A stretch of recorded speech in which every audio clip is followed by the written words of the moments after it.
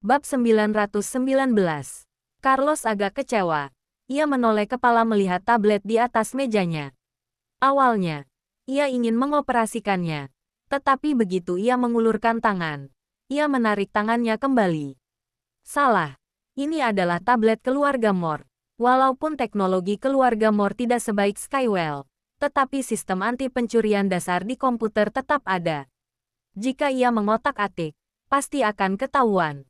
Sekarang hanya bisa menaruh harapan pada burung elang. Karena burung elang tidak memiliki niat buruk padanya dan bersedia mendengarkan panggilannya. Maka sekarang lebih baik mengajarinya dengan baik. Siapa tahu ke depannya burung elang bisa sama seperti burung beo mendengarkan perintahnya dan dapat berguna baginya. Setelah berpikir demikian, hati Carlos timbul sebuah harapan. Pertama kali grup Moore memasuki pasar domestik langsung berhasil mengambil proyek Ocean Wild Kota Bunaken. Waktu itu Tracy menggunakan 60 triliun untuk mendapatkan perairan ini. Setelah lebih dari 1 bulan persiapan, hari ini akan diresmikan dan proyek diluncurkan di hadapan 700 media. Acara pembukaan diadakan pukul 2 siang di Hotel Ocean Wild. Tracy berangkat lebih dulu untuk persiapan. Di perjalanan, Tracy terus menatap jendela luar, hingga mobil Lorenzo menghilang dalam pandangannya. Ia baru mengalihkan pandangan dan lekas memerintah. Pergi ke rumah sakit kasih. Nona Tracy, acara pembukaan segera dimulai. Anda lupakan masalah lain dulu. Naomi buru-buru membujuknya. Selain acara pembukaan selesai dengan lancar, Tuan pasti akan segera kembali ke negara Emron. Hingga nanti, Anda bisa dengan mudah pergi melihat anak. Untuk sekarang kita harus menahan diri dulu. Aku sudah bilang, segera pergi ke rumah sakit. Tracy tidak bisa menunggu sedetik pun. Sebelumnya ia sabar bukan karena tenang, tetapi menunggu di waktu yang tepat untuk bertindak. Carla adalah anaknya. Sekarang nyawanya diambang maut. Proyek dan kekuasaan sama sekali tak penting baginya. Ia sekarang hanya ingin menyelamatkan anak. Naomi dan Paula saling berpandangan. Meskipun dalam hati mereka kesulitan, tetapi mereka terpaksa mendengar perintah Tracy. Paula ikhlas memutar arah, melesat dengan cepat menuju ke rumah sakit kasih. Tracy menatap ponsel. Sekarang sudah pukul 12:15 menit. Selama bisa cepat, semuanya bisa selesai. Paula menyetir mobil begitu cepat, tetapi Tracy masih mendesaknya. Cepat sedikit. Pedal gas sudah diinjak habis. Paula sangat cemas. Mereka sekarang harus segera tiba di rumah sakit dan juga menjenguk Carla diam-diam. Ditambah lagi, sebelum pukul 2 siang harus tiba di Hotel Ocean Wild. Waktu sangat mepet. Dengan cepat, mobil tiba di sekitar jalan rumah sakit kasih. Tracy memerintah. Semuanya tunggu aku di sini. Naomi dan Paula ikut aku.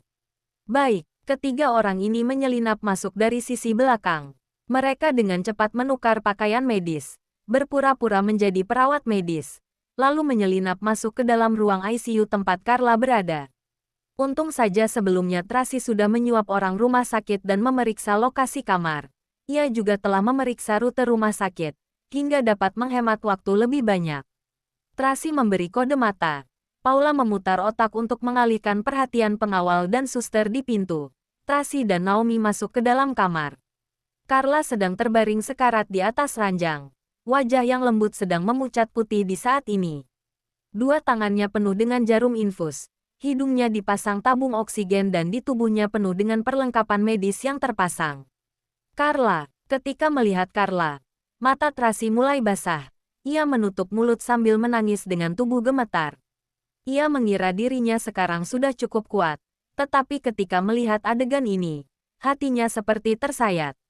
Kenapa bisa seperti ini? Semalam masih baik-baik saja. Naomi sedih hingga meneteskan air mata. Carla, Mami tidak akan membiarkanmu kenapa-napa. Bersemangat memeluk Carla dengan erat.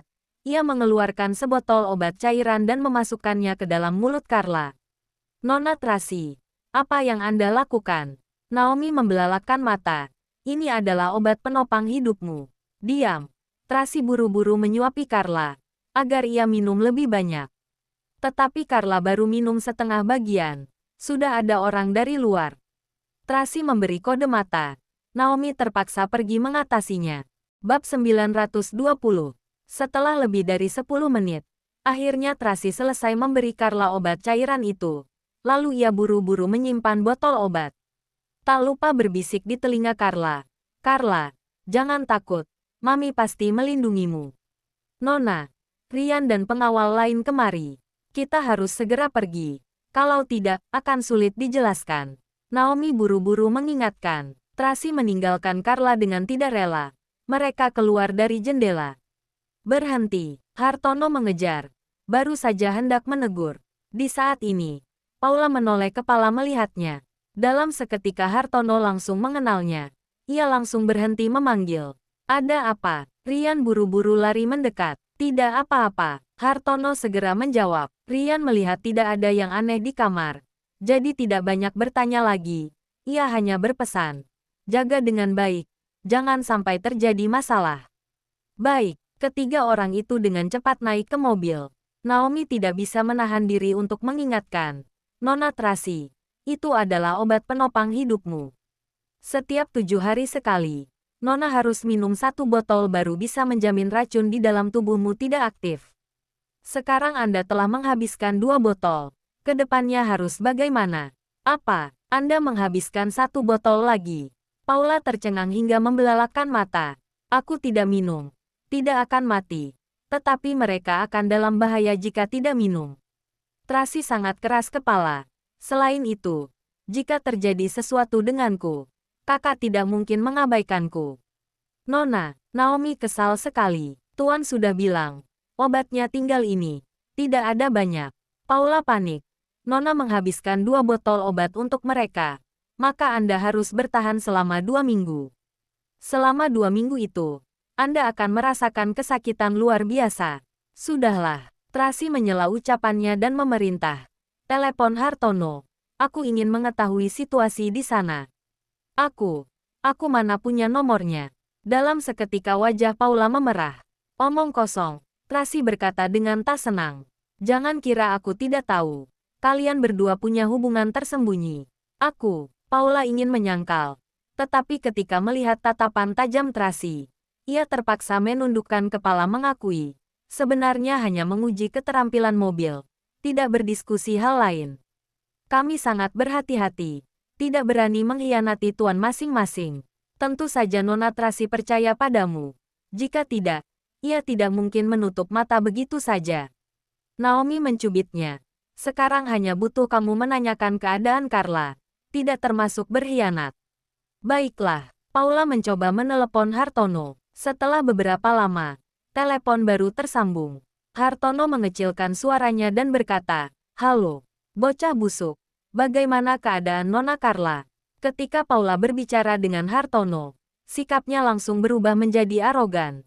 "Kamu masih bertanya padaku. Tadi hampir saja mengagetkanku. Jika Kak Ryan melihat kalian, akan menjadi sebuah kesalahpahaman lagi. Jangan banyak omong kosong." Tracy merebut ponsel Paula dan bertanya, "Cepat katakan, bagaimana Carla bisa keracunan?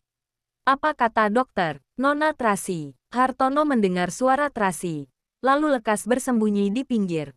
Dokter menemukan bahwa Carla keracunan racun ular yang langka. Racun ini didapatkan melalui makanan. Jadi seharusnya diracuni di dalam makanan atau air. Keadaan lebih detail masih dalam pemeriksaan, ucap Hartono. Kalau begitu, sekarang, Hartono, kamu sedang apa? Tiba-tiba Ryan berteriak marah. Kemari. Baik, Hartono lekas lari mendekat, tetapi tidak menutup telepon. Kak Ryan, ada apa? Kamu lekas bawa orang pergi ke kota tua mencari tabib Hansen. Sekarang hanya dia yang mampu menyelamatkan Carla. Thomas sudah mengatur pesawat khusus. Sekarang juga kamu berangkat ke bandara. Cepat. Baik, terdengar suara langkah kaki yang buru-buru dari seberang telepon. Lalu terdengar suara Hartono lagi. Nona Tracy, aku sekarang ingin pergi mencari tabib Hansen. Tidak dapat bicara dengan Anda lagi. Anda jangan cemas. Kami akan menyelamatkan Carla. Tabib Hansen. Nama ini agak familiar. Tracy merasa ingin mengenal orang ini. Bab 921. Dulu, ia pernah menetralkan racun Anda. Kemudian terjadi sesuatu dengan Anda. Ucapan Hartono berhenti setengah. Nona Victoria, kenapa Anda kemari? Siapa? Victoria. Tracy hendak bertanya. Hartono sudah menutup teleponnya. Ketika mendengar suara dari seberang telepon, Tracy mengernyitkan kening dengan erat. Raut wajahnya sangat rumit. Di saat seperti ini, untuk apa wanita itu datang ke sana? Paula marah. Tidak ada bagian untuknya. Benar sekali. Benar-benar terus menghantui. Naomi berkata dengan tak senang. Nona Tracy, Anda jangan marah. Sekarang Presdir Daniel keracunan. Pasti bukan dia yang menyuruh Victoria ke sana. Tadi Hartono bilang, Carla diracuni melalui makanan. Tracy memincingkan mata, lalu bergumam. 2 hari ini Carla selalu berada di sampingku. Bagaimana mungkin bisa diracuni?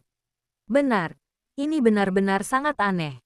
Naomi juga merasa ada yang aneh dari masalah ini. Selain itu, makanan yang dimakan Nona Carla dan 2 tuan muda lain sama. Mereka baik-baik saja. Kenapa hanya Nona Carla yang keracunan? Siapa yang meracuni Nona Carla sebenarnya? Paula sama sekali tidak paham. Atau mungkin diracuni di rumah Wollens. Naomi kebingungan. Semalam ketika Nona Carla pergi masih baik-baik saja. Aku dengar dari Hartono. Kemarin setelah pulang, Nona Carla tidak makan apa-apa dan juga tidak minum. Begitu pulang langsung tak enak badan. Paula mengernyitkan kening. Selain itu mereka juga memeriksa restoran Laut Biru. Katanya tidak ditemukan masalah di sana. Benar. Laut Biru. Tracy memincingkan mata. Makanan terakhir Carla adalah restoran Laut Biru. Jika sungguh diracuni melalui makanan, maka pasti diracuni di restoran Laut Biru. Selain itu restoran. Pikirannya mulai membayangkan sosok Victoria. Entah kenapa. Walaupun mereka masih belum punya bukti, tetapi ia mencurigai wanita itu. Paula, Tracy lekas memerintah. Kamu segera ke restoran Laut Biru. Periksa keseluruhan. Periksa ulang dengan cermat. Termasuk CCTV restoran semuanya selidiki. Baik, mobil berhenti di persimpangan depan. Paula meninggalkan mobil dan pergi dengan pengawal lain. Pasukan mobil Tracy lanjut menuju Ocean Wild. Naomi menenangkan. Nona Tracy, Anda jangan cemas. Setelah acara pembukaan selesai, aku akan menemani Anda pergi menjenguk Nona Carla. Paula seharusnya akan menemukan hasil dengan cepat. Ya, Tracy menjawab. Lalu matanya melihat ke arah luar jendela. Tatapannya sangat tegas. Aku tidak akan membiarkan sesuatu terjadi dengan keluargaku. Tidak boleh. Naomi melihat ia yang seperti itu. Mau tak mau agak khawatir. Tetapi juga tidak mengatakan apa-apa. Hanya berharap semuanya dapat berjalan dengan lancar. Di saat bersamaan, di rumah sakit, Hartono menghalangi Johnson dan Victoria, lalu meminta orang memberitahu Ryan. Ryan buru-buru mendekat dan berkata dengan sungkan, "Maaf, Presdir Johnson, Nona Victoria, Tuan Daniel kami tidak ingin berjumpa dengan siapapun. Kami kemari untuk membantu Daniel." Johnson berkata dengan buru-buru, "Bukankah Daniel keracunan? Pengobatan tradisional Victoria sangat luar biasa. Mungkin saja dapat membantu. Siapa yang memberitahu kalian?" Ryan mengernyitkan kening. Masalah ini adalah rahasia keluarga Wollens. Kenapa mereka bisa tahu? Aku yang meminta mereka kemari. Terdengar suara Sanjaya. Paman Sanjaya. Ryan lekas menundukkan kepala dan minggir. Mereka bukan orang luar. Sanjaya berkata, Tuan Besar selalu percaya dengan ilmu medis Victoria. Sekarang Tuan Muda dan Carla sakit seperti ini. Pengobatan modern tak bisa membantu. Maka kita hanya bisa mencoba pengobatan tradisional. Tapi, Ryan, biar aku coba. Victoria berbicara menggunakan bahasa isyarat dengan cemas. Jarum akupunturku berguna untuk menetralkan racun. Pasti dapat membantu Daniel dan Carla. Aku mohon padamu biarkan aku mencobanya. Ryan sangat kesulitan. Selama ini telah banyak hal yang terjadi hingga ia mulai mencurigai Victoria. Walaupun belum pasti, tapi ia tetap harus bersikap waspada terhadapnya. Bab 922. Jadi, Ryan tidak berencana membiarkan keluarga Hilton mengetahui masalah keluarga Wollens. Tak disangka Sanjaya malah memberitahu mereka terlebih dahulu. Tentu saja Sanjaya tidak tahu. Bagaimanapun, ia terus menjaga Tuan Besar. Ia sama sekali tidak tahu hal-hal yang terjadi. Jadi ia tidak memiliki rasa waspada terhadap Victoria. Ini bisa dimaafkan. Sekarang Carla dalam keadaan kritis. Sangat berbahaya jika salah langkah. Aku tidak berani memutuskan. Rian mengernyitkan kening. Lebih baik, tunggu Tuan Daniel bangun baru diputuskan. Kalau begitu aku pergi mencari Daniel. Victoria buru-buru berkata. Aku dengar dari Paman Sanjaya. Ia digigit oleh ular berbisa. Aku punya cara untuk menyelamatkannya. Ini, Rian agak ragu. Biarkan dia pergi. Sanjaya yang memutuskan. Jika ada masalah, aku yang bertanggung jawab. Sanjaya sudah berkata demikian. Rian tentu saja tidak berani banyak bicara lagi. Terima kasih. Anda percaya padaku, ungkap Victoria dengan bahasa isyarat. Ayo jalan. Aku antar. Sanjaya membawa Victoria untuk mengobati Daniel. Johnson mengikuti dari belakang. Ia begitu perhatian di sepanjang jalan.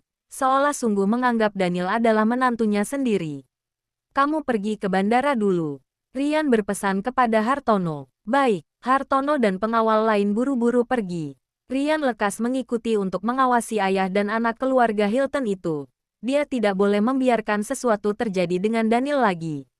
Ajaibnya adalah 1 jam kemudian. Daniel sungguh bangun setelah pengobatan jarum akupuntur Victoria. Tuan Daniel, sudah bangun. Sanjaya bersukacita. Nona Victoria, kamu hebat sekali. Begitu cepat menyadarkan Tuan. Jarum akupunturku hanya membangunkan Daniel untuk sementara. Jika ingin membersihkan racun, masih membutuhkan sedikit waktu. Ujar Victoria. Harus diakupuntur setiap hari dan mengonsumsi obat tradisional. Kurang lebih dalam sebulan akan pulih sepenuhnya. Yang penting bisa sembuh. Sanjaya sangat bersemangat. Bagus sekali. Rian juga senang ketika melihat Daniel terbangun. Tak disangka, ilmu medis Victoria begitu hebat. Carla, Daniel memegang keningnya. Ia tampak sangat lemah. Bagaimana keadaan Carla? Tuan Daniel, Rian lekas maju memapahnya duduk. Carla masih berada di ruang ICU. Untuk sementara ia tidak dalam masa kritis.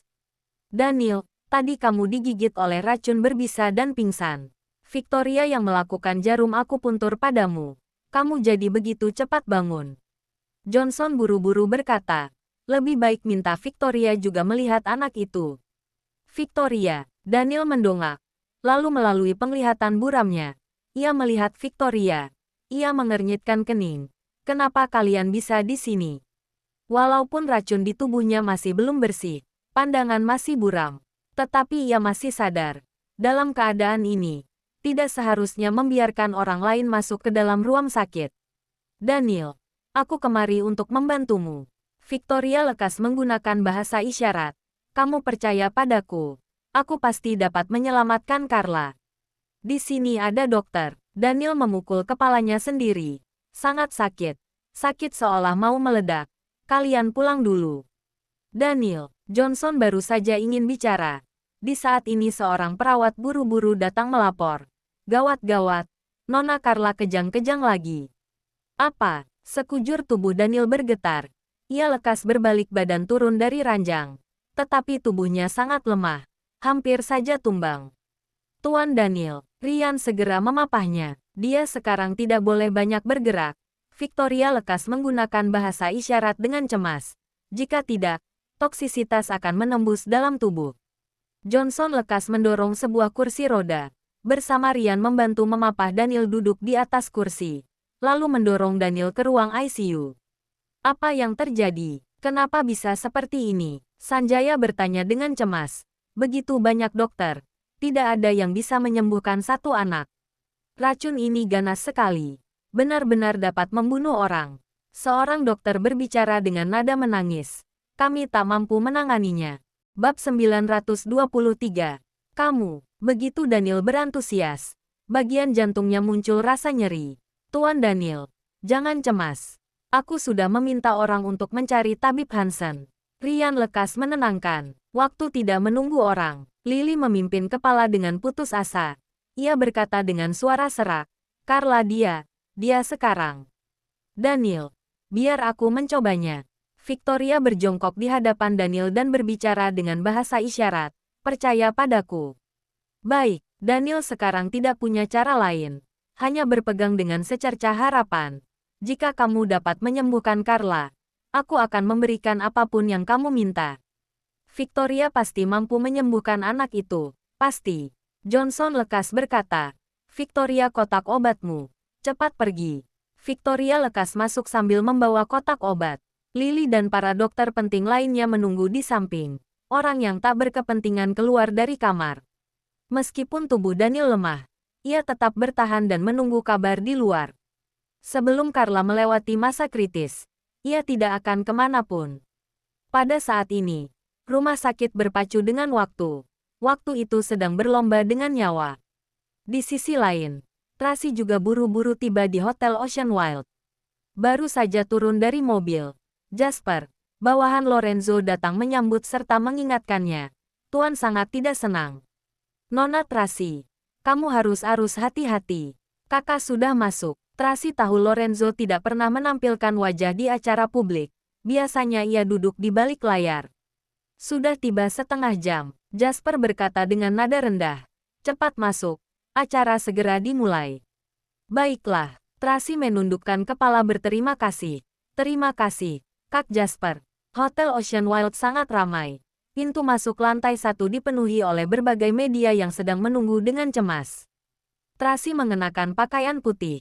Ia membawa 8 pengawal wanita buru-buru masuk ke dalam. Seluruh media mengangkat kamera. Memotretnya tak berhenti. Pandangan Tracy tidak berpaling. Ia berjalan lurus menuju hotel. Di dalam ada banyak pekerja yang buru-buru menyambut dan mengantarkannya ke atas melalui lift VIP. Tracy melirik kaca di dalam lift, merapikan rambutnya dan anting mutiara. Tak lupa menambahkan pemerah bibir. Hanya dipoles sedikit saja. Kecantikan sudah tiada taraf. Ada ribuan wartawan media ternama menunggu di lokasi itu. Ketika Tracy masuk ke dalam, seluruh orang di ruangan itu heboh. Berbagai kilatan cahaya tak berhenti menyorot dan memotret Tracy. Tetapi Tracy sama sekali tidak berkedip. Wajahnya terus tersenyum dan masuk ke ruangan dengan anggun. Tracy, terdengar sebuah suara lembut. Duke Louis berlari dari pintu masuk lain. Akhirnya bergabung dengan Tracy secara resmi. Kamu ini sebagai tuan rumah malah telat datang. Aku saja tiba lebih awal setengah jam. Sudah bertemu kakakku? Tracy bertanya dengan suara kecil. Sudah. Duke mengelap keringat di kepalanya. Walaupun sekarang sudah lebih ramah padaku, tapi aku masih belum tenang. Tuan Besar Louis dan Lorenzo telah bekerja sama. Keduanya sedang mendesak masalah Duke dan Tracy.